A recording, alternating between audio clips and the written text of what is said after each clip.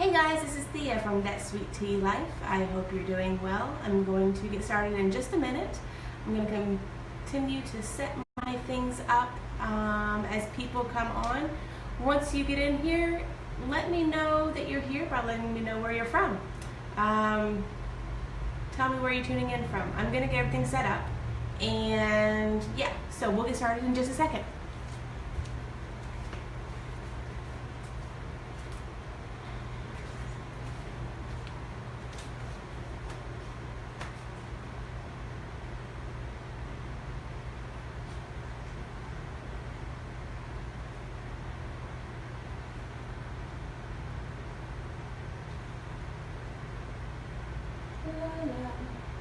How's your Sunday going?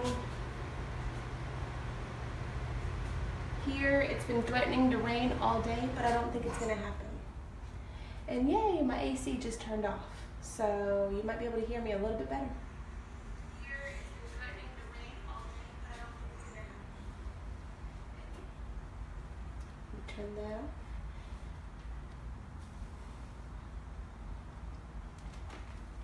All right.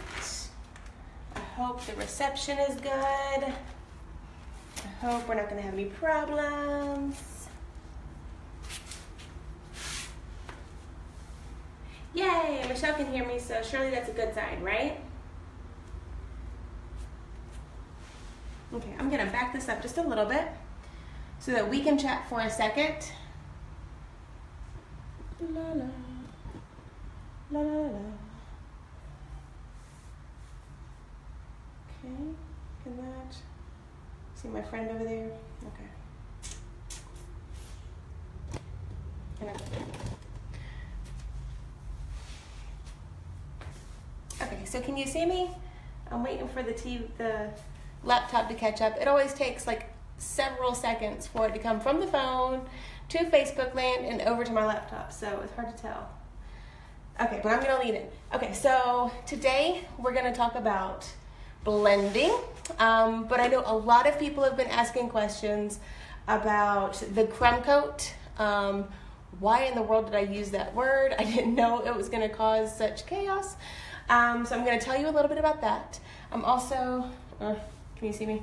Going to be using my Klingon S50 that I've decided I just can't seem to live without.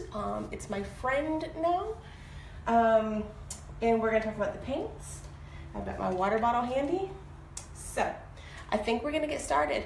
If you have any questions, feel free to let me know. I've got my laptop, so I'm trying to make sure that I touch on those things as you ask them. And if you hear the rest of my family, don't mind the noise. I'm just kind of popping in here because I've had so many questions about this and I wanted to do it while I can because I want to finish this up. Because next is on to distressing, and I want to be able to show you guys next week. But this part has to be finished. So, yeah, I got to get to it. I'm going to move you and zoom you in a little bit so you can really see. I want you to actually see exactly what I'm doing, what I'm using, and how I'm doing it. Yes, Debbie, thank you so much. I feel much better. I've started some new supplements today, and oh, heavens to Betsy. My stomach turned upside down this morning, so yeah, that wasn't great. But now I seem to be feeling a whole lot better. Got some food on my tummy, and I'm good. Thank you, Michelle. This is one of my favorite hats. It's a Salt Life hat, which is, you see there's a lot around where I live. Let's see. I like that piece on the wall, too. Thank you, Melissa. That is for our cousin. She's dropped it off so that I can work some pretty magic on it. That'll actually be started in the next week or two. So I'll be trying to, again, go live and show you as I'm doing it. That'll be a lot of fun. Give me 1 second. I just lost you guys on the laptop, so that ain't gonna work out too good. There you are. Okay, so first thing we want to do is talk about the crumb coat. What is a crumb coat and why did I call it that? I called it that because it reminded me of like bakers. Whenever they do the crumb coating, they put the thin coat on there And that thin coat enables them to kind of seal up anything that they have going on and give some traction to what they're going to add onto it next. And that's what this does. It acts as a primer, which I've already primed with 3 coats of shellac, but this is giving me some bite, so that whatever I add on top of this is going to actually stick to it and not give me any problems. I want to have density and opaqueness in the colors that I'm adding on here, rather than fighting with brush strokes and being able to see through it. As you can see with the crumb coat, you can still see a lot of the wood tones coming through. So for the next coat, I'm not going to have that problem because this is going to give me a deeper sense of adhesion with the next coat. So that is what a crumb coat is. I hope I answered y'all's questions on that. First thing I want to do is take my water bottle. It's like a 98-cent water bottle that I grabbed at Walmart ages ago, and it's been used for a gazillion different things. And I'm just going to do a very light mist. I'm going to test it over here first. Okay. Make sure it's on mist. Make sure it's not on stream because somebody picked it up to squirt somebody else. So I'm going to take it and I'm just going to lightly dampen the entire space. It's just water. It's not a big deal. It's not going to cause problems. It's just giving me a little bit more workability in what I'm doing. Then next thing I'm going to do is hit my plate. And I'm going to take Anchor, which is my very deep navy Wise Owl Chalk Synthesis paint color. That's how much I have. And then the next color is going to be my deep turquoise. Again, Wise Owl Chalk Synthesis paint.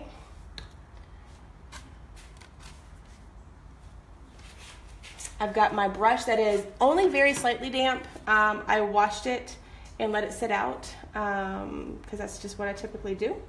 And so it's got a little bit of dampness to it, not much. Bear with me, I'm cleaning a little bristle that seems to have something on it, and I don't like that. Now with the surface already moistened, I'm just gonna take my brush, dip it in the Anchor. And remember, if you look back at the other videos, the other pictures, there was a little bit of lightness, and then a little bit of darkness. So from light to dark, you can see almost a faded effect coming in to out, out to in. But this is where the light area was, that's where the dark area was. So for right now, I'm gonna take my Anchor and I'm gonna start in these corners and just start to work it in.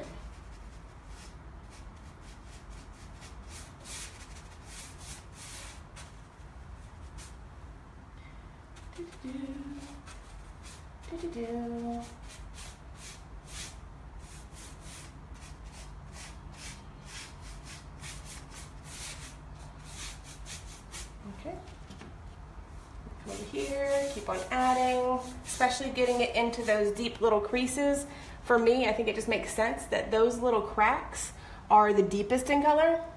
So I'm gonna kind of just push it in there and bring it on down. I'm not going to worry about this over here quite yet. Can you even see that? I'm just really focusing right now on this flat panel and showing you that.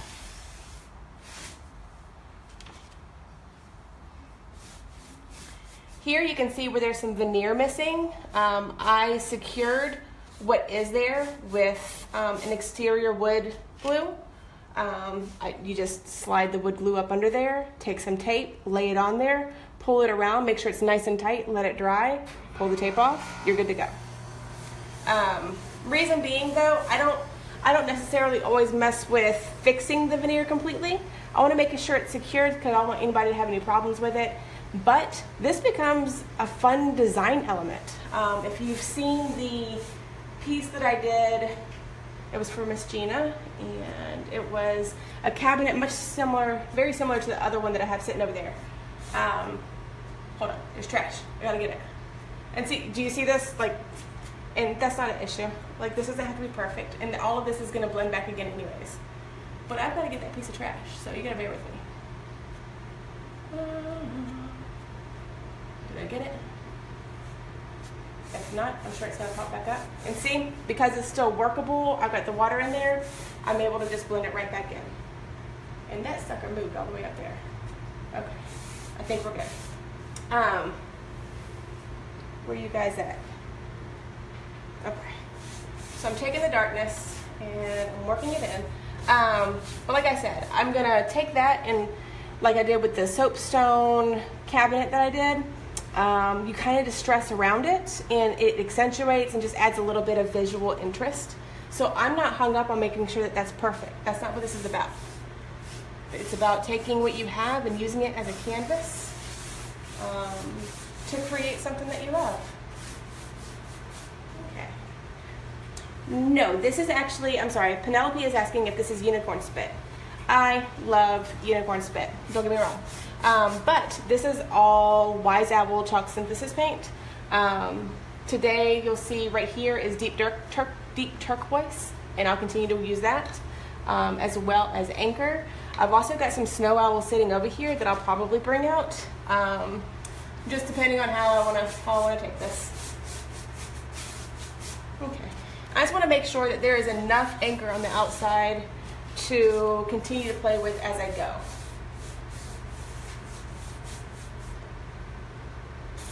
And give me 1 second. I'm noticing that there's like a huge glare up here preventing y'all from being able to see, and I want to get rid of that. So hold on one moment. You're welcome, Penelope.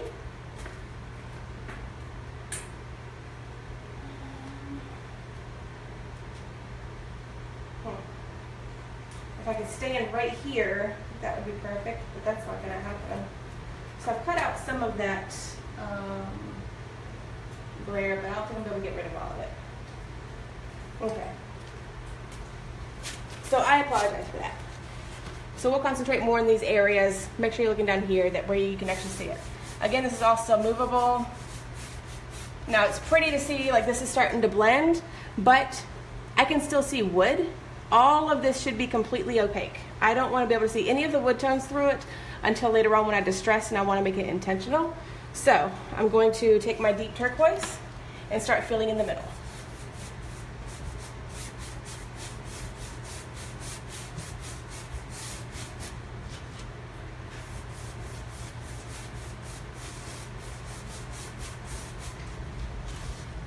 Oh, it's starting to rain outside. Do y'all like painting when it's raining? I love, love, love painting when it's raining. I don't know what it is. For some reason, for me, it feels kind of therapeutic. Okay. Now with that same brush, I don't need to constantly clean my brush off. That's not a big deal. Yes, I'm using Wise Owl paint. Thank you, Michelle, who happens to also be the owner, creator of Unicorn Spit. So thank you for chiming in on that.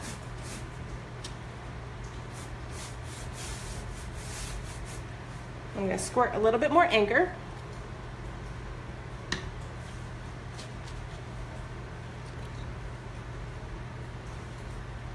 And bring it in.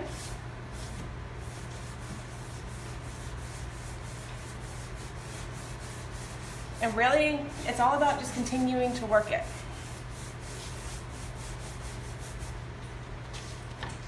I do want the deep turquoise to be completely opaque, especially since I painted that little stripe in the middle. It's going to end up bugging me. There you go. I'm going to bring more of the... Something that I do is continue to bring the dark color on the inside. And again, this is just a couple of little squirts that I've put down on my plate. It doesn't take a whole lot. And as I try to continue to get that radiation, what I'll tend to do is take my brush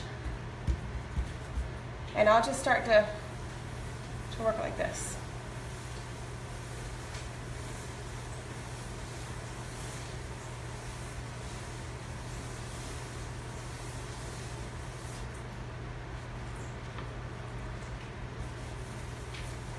Widen it just a little bit. And now, of course, I don't want a very literal swirl happening. So then I can take my brush and just begin to pull it up and down.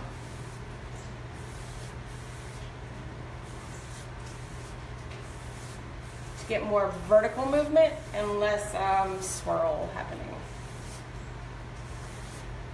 The big key here for me in doing this technique is the water and using the kind of paints that are going to allow me to continuously blend. Especially with Wise Owl, I don't have problems with anything. Are y'all in there? I don't see anything happening, so I get scared. Be sure to comment if you have any questions. But I don't have problems with it gumming up and trying to bind too fast, and therefore like pulling up and peeling and things like that. It's easy, super duper easy to reconstitute it just simply using water. So as long as I'm keeping it misted, I don't have any problems.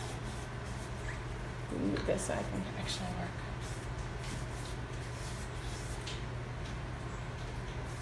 Thank you, Penelope. Okay, so y'all are there and y'all can't hear me.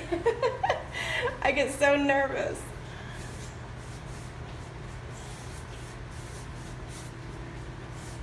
And I'm going to continue to kind of work in more anchor on the outside. I just want that to be a nice, deep, rich color. And I love how putting the deep turquoise under the anchor really gives it much more of a vibrant look than it typically does.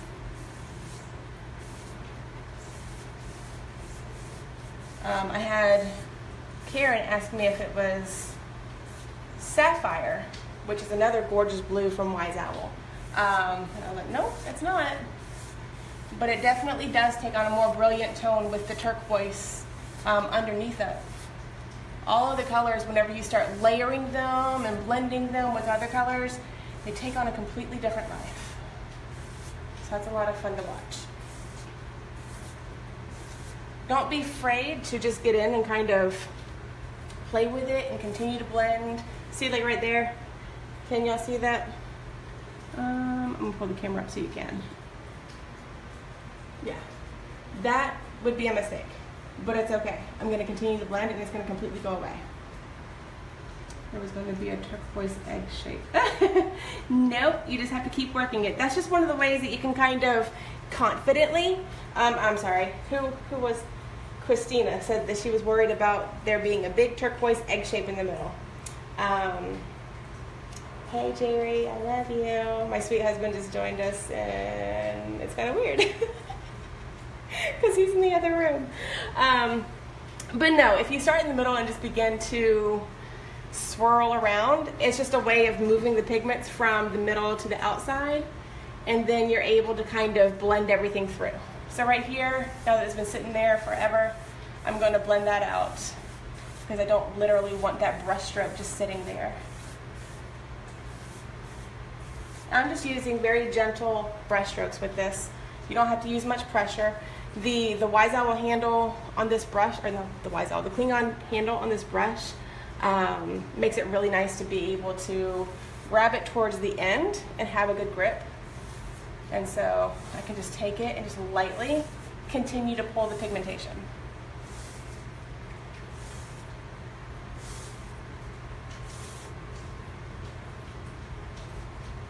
Okay. I really wish that glare wasn't up there. I'm gonna have to do something about that so you can actually see. I hope you can at least see the bottom well enough that you can get the hang of it. And see, if you remember in the very beginning, the edge over here still shows just that crumb coat, which is that bottom base coat of the deep turquoise. And you can see the wood tones coming through it. Over here, you can't see any of that. You can't even see that initial very light swoosh that I had in the middle. So while we have the blending, we still have a deep, deep sense of the colors.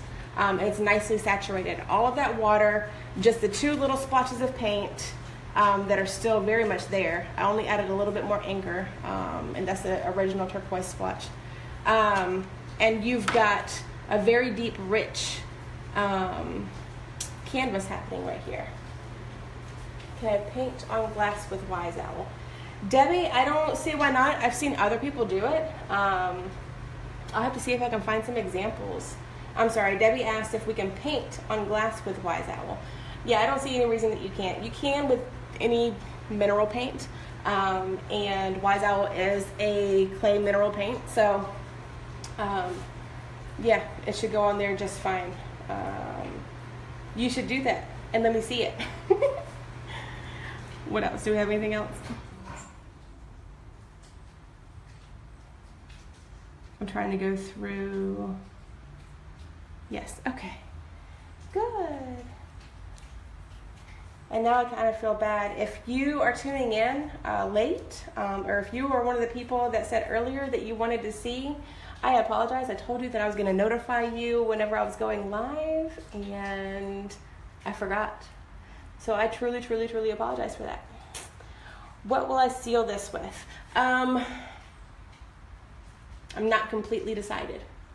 Sometimes whenever I do the blended coloring and stuff, I love to use a wipe-on polyurethane. Something about an oil base can tend to kind of make those colors pop a little bit more. So I may use that. Or I typically will go straight to my Wise Owl varnishes. We have a matte and a satin varnish that goes over them really nicely and gives them that muted kind of look that we love with the chalk paints. So it's either going to be the wipe-on polyurethane clear, or it's going to be the water-based Wise Owl varnish. I'm not completely decided yet. I'm going to paint my toilet tank lid. Y'all, Debbie is going to paint her toilet tank lid. Awesome. I can't wait to see that. You're going to have to show me. Okay, and while I have you guys here, I'm going to go ahead and take this over to the edge.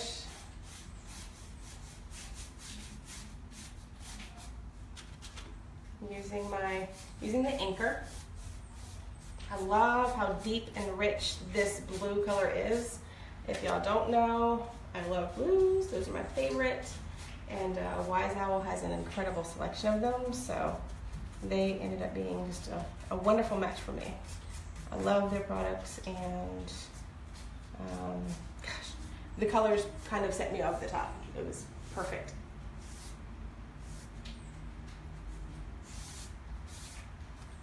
There you go. Which polyurethane doesn't get yellow? Bernadette, yes. More than likely, over time, polyurethane is going to yellow because it is oil-based. With this, I'm not concerned about that. We're dealing with blues and greens and turquoise colors. And so the thin coats of polyurethane that I'm gonna do, I'm not gonna have much of an issue with any sort of yellowing over time. Now, had I started with very, very light colors, nothing saturated, something like a white or a very light gray or something like that, that I didn't want to have that yellow tint to it, no, I wouldn't do the wipe-on polyurethane. Michelle, hey, thank you so much.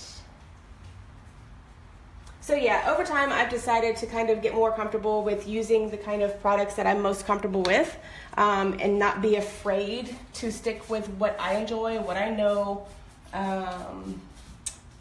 Yeah, so don't be. Decide to play, decide to get in and learn products, decide that it's okay to make mistakes. This is not a commission piece. This is just a canvas for me. So I'm able to have a little bit more liberty with what I'm doing. So I don't have to worry as much. But like I said, with these kinds of colors, I'm not worried at all about it yellowing. It's just a different dynamic. I'm gonna press the Inker in there a little bit.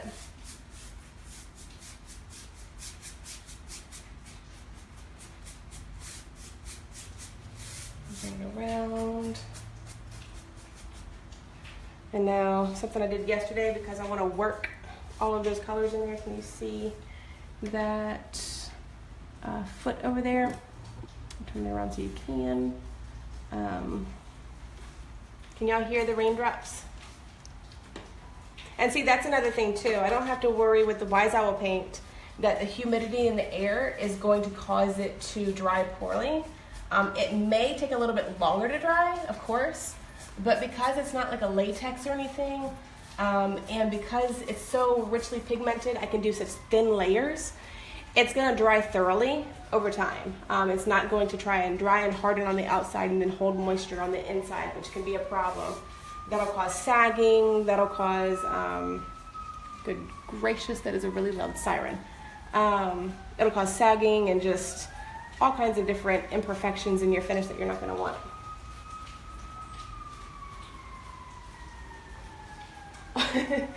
Christina, I'm not one to jump on bandwagons and kind of need to have the newest, trendiest things, but when Klingon finally decided to come out with a short brush, I'm sorry, that siren's loud. I hope y'all are not annoyed. And one that has a chunkier end that's easier to hold, and I do. This is my go-to now, and I'm probably going to use it on like every project that I possibly can. It's comfortable to hold because I can grab the ferrule like that, and I don't have all of this length out here that's going to knock against things. I can grab this part of it, and it fits really nicely in my hand, so I can do those long sweeping movements. So yeah, it kind of really is that awesome.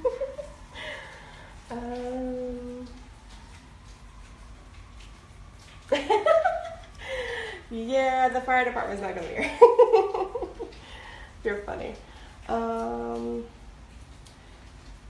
Michelle, go for it then. Order it. I will say I did decide to order or open up my page for pre-orders. And the reason being is there's only a certain amount that are going to be coming into the U.S. period, as well as, through Wise Owl. So I really feel sad for anybody that's wanting the brush and can't get a hold of it because they're going to go fast. They're going to end up selling out. So if you go onto my website to the shop area, you'll see where you can A, buy a brush, or B, buy it as an add-on. And the reason being is shipping is so expensive. I kind of wanted to incentivize adding something else to your order to take up some of that cost. If you're going to spend that much on shipping regardless, why not grab a pint of paint or something like that, so that you can have fun with your Klingon as soon as it comes. I'm going to add a little bit more ink up here, so I want it to be a little bit deeper. And I can feel it beginning to drag just a little bit, and I don't want that. So I'm probably going to mist it a little bit with my water. I see something up there, and I've got to get it. Something I was thinking about earlier is I had a paintbrush that I didn't realize had hardened with paint on it. It wasn't the Klingon, it was another brush. So I rinsed it off in water. Something that's nice about the Wise Owl paints is because of the way they're made, I have so much less issues with the pigments or the paint sticking to it after the fact. I'm able to wash it out and there's not much of a problem with it.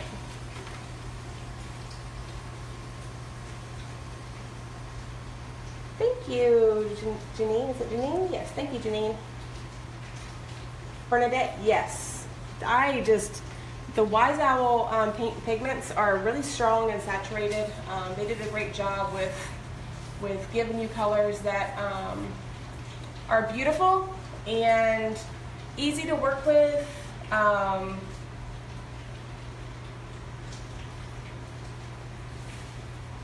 yeah. I love that it doesn't take much because they're so saturated. And I don't know, I'm thinking I want to lighten up the center just a tiny bit. So I'm going to take a little bit of my Snow Owl. Can you see that? And I'm going to get a little bit of this anchor off the brush, come over to my Snow Owl. I know I can't leave well enough alone, and I'm just gonna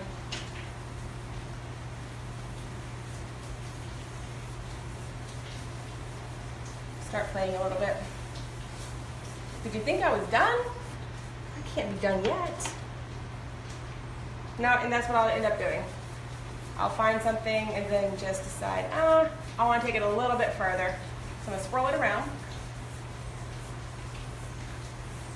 Okay. I got my egg back. Sorry. A little bit more. A little bit more. And then now I'm gonna just kind of do like that. I'm gonna start dragging it again.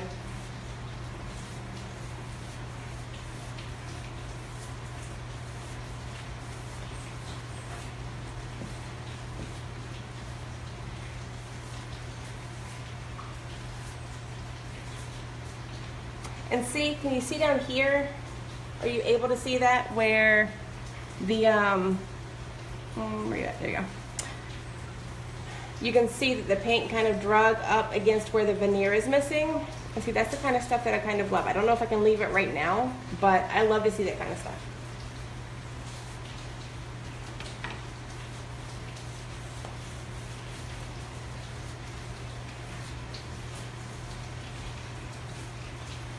There we go.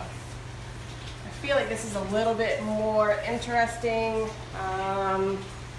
not quite as symmetrical as it was before, and that's a little bit more of what I want.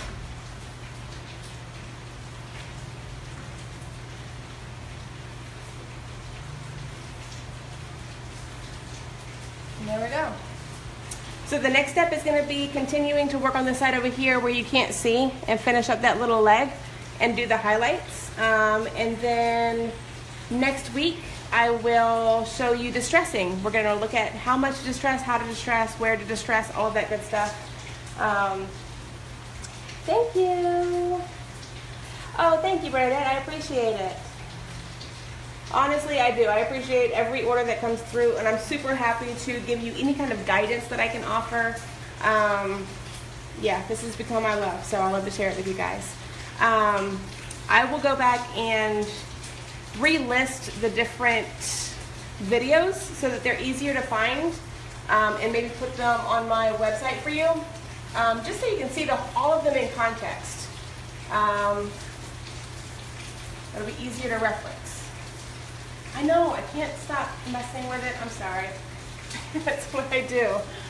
But you see something and you want it to look a little bit different and you go for it. So, but there you have it. I hope that was a little bit more helpful for you guys to see how to go about blending. Don't be scared to just grab the brush. All you need to do is make sure that your surface is wet or damp, not super wet and saturated. You don't want drips everywhere, but you want it damp enough that you can play. Okay. And so I'm gonna go rinse out my brush really quick, and I know there's gonna be other questions about the things that I use. I will list those at the top so that you can see them, and I hope you all have a wonderful, wonderful Sunday. Michelle, why are you laughing at me? Good. So funny, I can't see anything until after the fact. There you go. All right. Y'all have a wonderful Sunday. I'll catch you later. Bye.